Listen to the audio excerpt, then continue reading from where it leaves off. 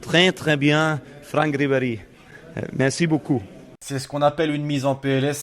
J'espère que vous allez bien aujourd'hui l'équipe, nouvelle vidéo Mercato, ça fait une semaine qu'il a débuté et putain de merde qu'il se passe des choses surtout en France. Et je ne parle pas que de rumeurs, non même en termes d'officialisation. Ça y va très fort, tu comprends que Thierry ne veut pas se retrouver en Ligue 2 la saison prochaine. Et à côté de Monaco, il y a d'autres coups qui ont été effectués à plus de 20 millions d'euros si vous voulez être plus précis. Je vais pas en dire plus l'équipe, je vais juste vous rappeler que cette vidéo est sponsorisée par Brand Football, première application de foot sur iOS et Android. Et le deuxième meilleur endroit pour suivre le Mercato. Ouais, c'est mieux que tu viennes sur les vidéos quand même, hein. L'escroquerie toujours important d'être présente, bien sûr. Je tiens à vous remercier aussi l'équipe pour le précédent épisode, on a atteint la barre des 5000 likes, c'est ouf, donc on refait de même. Lâchez tous le gros like sur la vidéo Mercato du jour.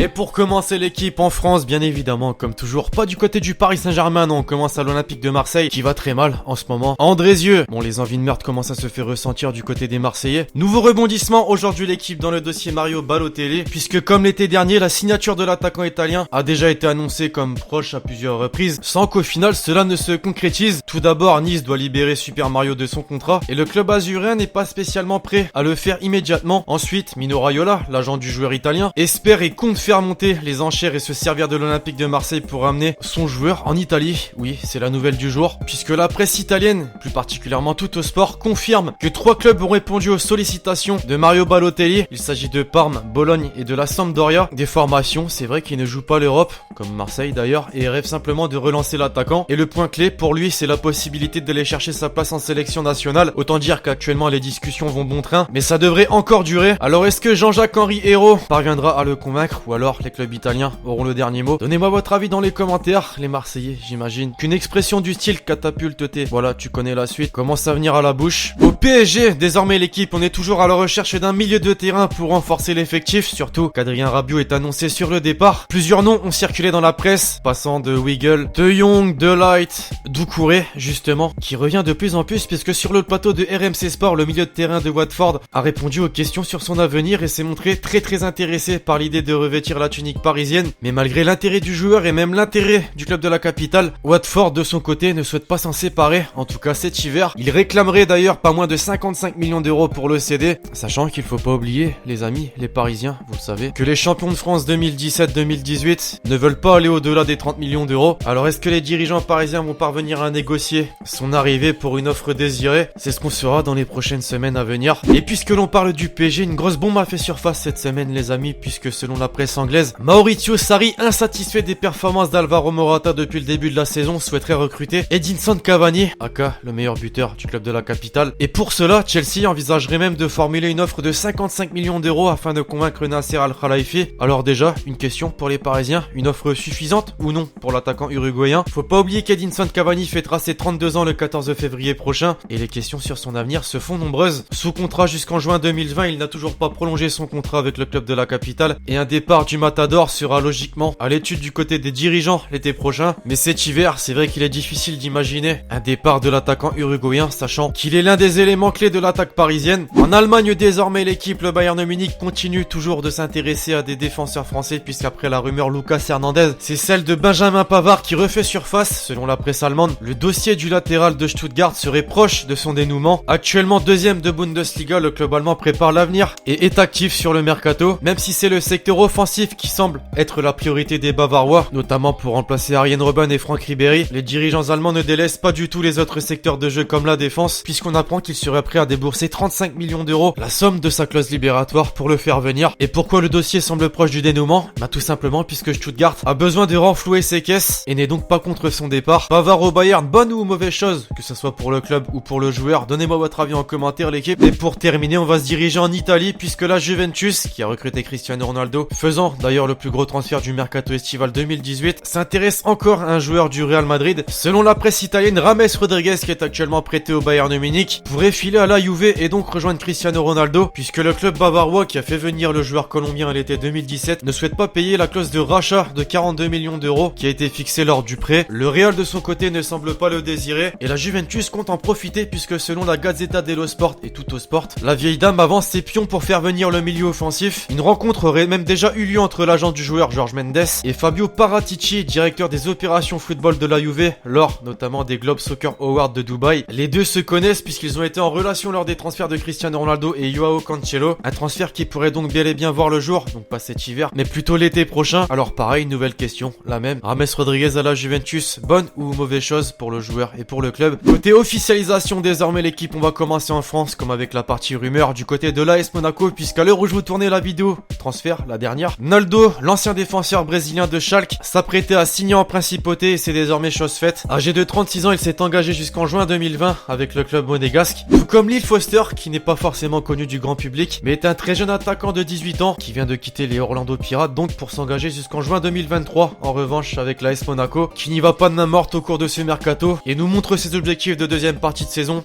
le maintien, bien évidemment. En Espagne, désormais, le Real Madrid tient sa première recrue, les amis, puisque Brahim Diaz, le milieu de terrain hispano-marocain, a officiellement quitté le club anglais de Manchester City pour s'engager avec le club espagnol jusqu'en juin 2025. Le frère de Paul Pogba, Florentin, libre de tout contrat, n'est pas transféré, non, mais est en période d'essai à Elche, l'ancien club de Liga, désormais en D2 espagnol. Dominique Solanke, en manque de temps de jeu du côté de Liverpool, est transféré à Bournemouth contre une somme de 21 millions d'euros. À l'âge de 21 ans, il va tenter de relancer sa carrière, là où il y aura moins de concurrence. La grande nouvelle du jour, enfin pas pour tout le monde, notamment pour Monaco, c'est que Pepe, l'ancien défenseur du Real Madrid, a officiellement quitté le Beşiktaş pour le FC Porto. Il rejoint donc son pays qu'il retrouve 12 ans après l'avoir quitté. Il s'est quant à lui engagé jusqu'en 2021 et va donc potentiellement terminer sa carrière au Portugal, puisqu'il faut rappeler qu'il a 35 ans. Et enfin, pour conclure, le club turc du Galatasaray a vendu Gary Rodriguez en Arabie Saoudite contre 9 millions d'euros, 2 ans après son arrivée. C'est le club de Al Ittihad qui l'a séduit. Enfin bref, voilà l'équipe, c'est tout pour la vidéo mercato du jour. J'espère qu'elle vous aura appris de nouvelles choses, mais surtout qu'elle vous aura plu. Je compte sur vous si c'est le cas pour lâcher le gros pouce bleu. Donnez-moi votre avis en commentaire sur toutes ces rumeurs et officialisations, car il y en a pas mal ces temps-ci dans les commentaires. D'ici là, je vous donne rendez-vous très prochainement sur la chaîne YouTube pour de nouvelles vidéos. C'était Lexti.